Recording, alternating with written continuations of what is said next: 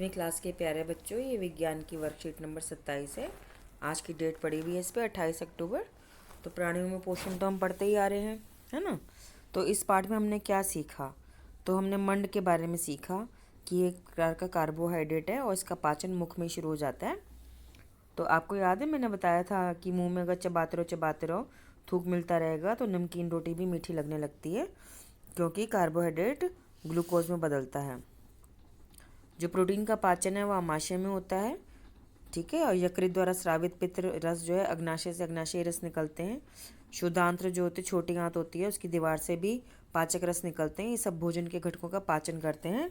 तो आप ध्यान दीजिए कि पाचन का मैंने मतलब बताया था कि जो भोजन होता है वो जटिल पदार्थ होता है और वो सारे रस मिलने के बाद छोटी आंत में जो है कुछ भोजन जो है वो जो सरल पदार्थों में टूट जाता है।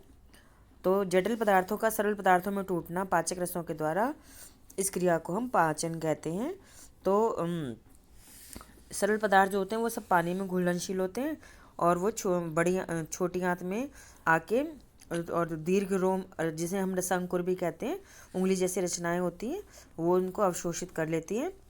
और जो बचा हुआ पानी और नमक होता है थोड़ा बहुत, वो बड़ी आंत में अवशोषित हो जाता है। सारा जो अवशोषित होता है भोजन सरल पदार्थों में बदला हुआ, जो पानी में घुला हुआ है, वो सब खून में मिल जाता है, यानी रक्त में मिल जाता है। खून नहीं बोलेंगे बेटा, विज्ञान में रक्त बोलेंगे। और वो सारे शरीर में पहुंच जाता है, जिससे कि हमारा सारा शरीर को ऊर्जा मिलती है, ठीक है बेटा। तो ये सारी बातें हमने पढ़ी थी, ठीक है। तो जिस अपचे भोजन का अवशोषण नहीं होता, मतलब जो भोजन सरल पदार्थों में नहीं टूटता, वो लैट्रिन के रूप में बाहर निकल जाता है। तो बेटा विज्ञान में लैट्रिन ना बोल के मल बोलेंगे। तो मल के रूप में गुदा द्वारा बाहर निकल जाता है। तो गुदा मतलब वो छेद जहाँ से लैट्रिन निकलती है, ठीक है। ये सब हमने पढ़ा था। फिर हम याद करते हैं कि गाय, भैंस और हिरण ये घास जाने वाले खाने वाले जंतु हैं। इनको रोमंथी कहते हैं या रूमिनेंट कहते हैं। ये पत्तियों का अंतर्ग्रहण, मतलब जल्दी जल्दी पत्तियाँ खा के उन्हें निगल लेते हैं और एक पेट जिसका नाम रूमन होता है उसमें भंडारित कर लेते हैं, मतलब रख लेते हैं।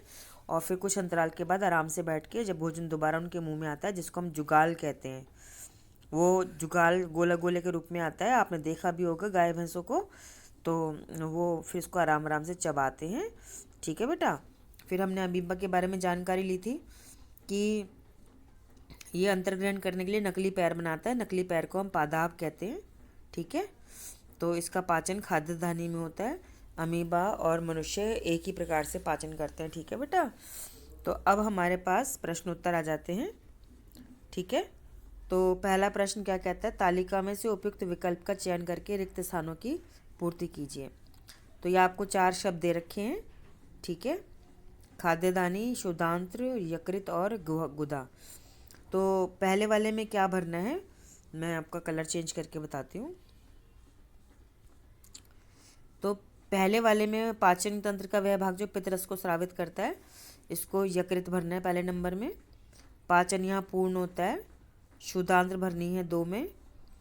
और फिर भाग से मल बाहर निकलता है, गुदा भरना है 3 में। और वह अंग जिसमें अमीबा अपना भोजन पचाता है, ये खाद्यदानी, ये 4 में भरना है। तो खाली स्थान भर लीजिएगा इस प्रकार से, ठीक है बेटा। अब हमारे पास ये आ जाता है, सही के लिए टी और गलत के लिए एफ लगाएं। तो स्टार्च का पाचन आमाशय में शुरू होता है, ये एफ है, गलत है।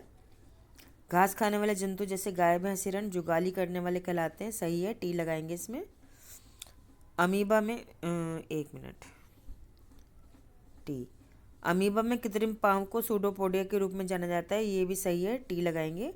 अग्नाशय पित्त का स्राव करता है, इस पे एफ लगाएंगे, क्योंकि पित्त तो यकृत यानी लिवर स्राव करता है, ठीक है बेटा।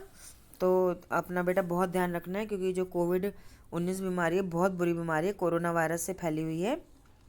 तो इसके लिए संक्रमित व्यक्ति से बचाव करना है आपने। तो यदि आप घर के बाहर जाते हैं और कोई संक्रमित व्यक्ति मिलता है, तो उसकी खांसी से, छींक से जो थूक आएगा वो अगर आपके ऊपर गिर गया तो आपके अंदर भी कोरोना वायरस चले जाएंगे। तो इससे बचने के लिए आप 6 गज की दूरी का पालन करें, मास्क लगा के जाएं और जब घर आए अच्छे से हाथ मुंह पैर साबुन से धो लें, ठीक है बेटा, ध्यान रखिएगा।